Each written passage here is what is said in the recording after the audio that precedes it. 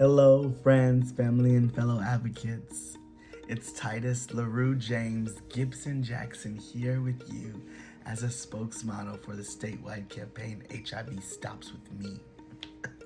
I am here as a new spokesmodel. Even though I've been here before, I'm still new. I'm always new. We're always brand newing, rebranding, coming. It's new, honey. It's a new year. So I'm here as a new spokesmodel, also a previous spokesmodel, but as a spokesmodel with the new 2025 campaign.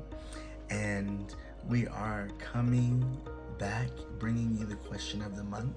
And the question of the month for February is, what is your New Year's resolution as a 2025 spokesmodel? What is your New Year's resolution?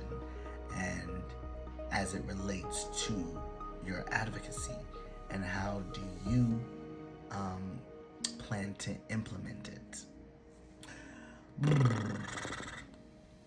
I think due to lots of things that have been happening, I'll just say before November hit, I was like, I learned things from last year. I'm gonna do some of the same things that I've been doing. Keep getting the word out there, taking my cards and my posters to various places in the city, sex shops, let a lot of people where sex is actively heightened, and it's looked at something that is celebrated, because sex is something to celebrate. And have myself there so that I can be a resource, another resource for people to reach out and see me and say, oh, boom, he's in here. He's like, it's comfortable. Just make people comfortable with it. You have to put things in people's faces to help them be comfortable with it, not shove it in their face, but you have to give it to them so that they can become comfortable, so they can recognize that, even in 2025, so that they can recognize that this is okay. He's going to be okay. He's healthy. He's living a healthy sex life. He still has sex. It's not over for him. So if something like this were to happen to me, which I'm being preventative and hoping that it doesn't, but if something like this happens to me, I know I will be okay. And that's really what it's about. That's really what it's about. We don't want you to get HIV. We don't want you to think that we're saying, yes, HIV, I love them. That's not the case. Is if you do, because we're not only talking to people who live with HIV, we're also talking to you out there who don't have HIV, who have not been contracted. And so we're talking to everybody, but we're also talking to the people who do not live with HIV, and want them to know that if something happens, after all the preventative, you're doing your best, and something just happens to slip out because life happens. If that happens, you're going to be okay. You're going to be okay. Nothing is going to happen. Nothing's going to happen. So, went on a tangent, but it just brings me joy. That work brings me joy. Letting people know that they're going to be okay. Like seeing my grandfather, telling my grandfather about this. And he's older, so he doesn't really understand. I've said this in a video before, but he wasn't there where I am as far as like understanding the health and the education around it. But just seeing him like be sad and like worried about me, and then me telling him like, oh no, I'm gonna be fine. Like, you don't have to worry. I'm good. I'm great. That's the joy, sharing with people that it's okay. Like, because even though I wasn't there, lots and lots of people died. Lots and lots of people died.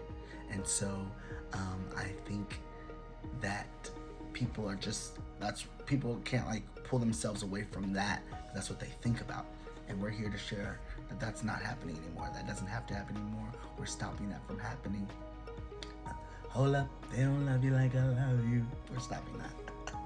But I would say, as far as New Year's resolutions,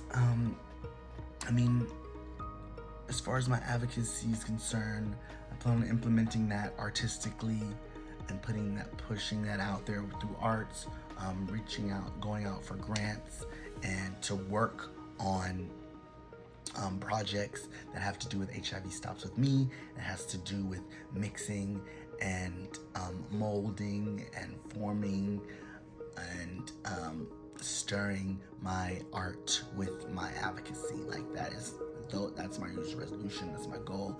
I plan on implementing it by writing grants, doing the work,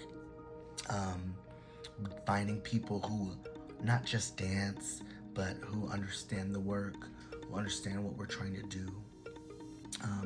And I would definitely say that's what I'm, hoping for. I can't, even though we're at 5:30, I can't end this video, however, without saying, because I said before November, I was, excited.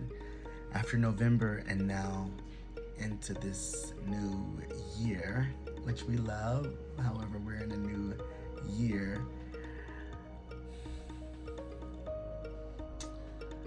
With what's going on with the president that was elected into the presidency in these United States, and